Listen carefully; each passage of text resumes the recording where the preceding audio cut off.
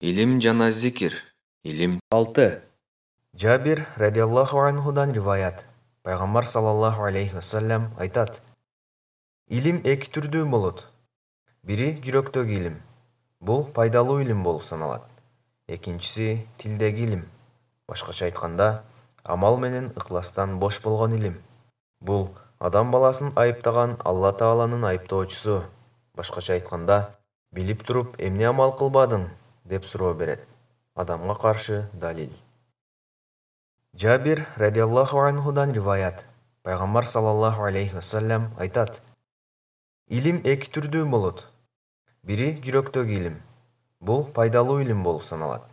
Экинчиси тилдеги илим. Башкача айтканда, амал менен ыкластан бош болгон илим. Бул адам баласын айыптаган Алла Тааланын айыптоочусу. Башкача айтканда, билип туруп эмне амал кылбадың деп суроо берет. Адамга каршы далил.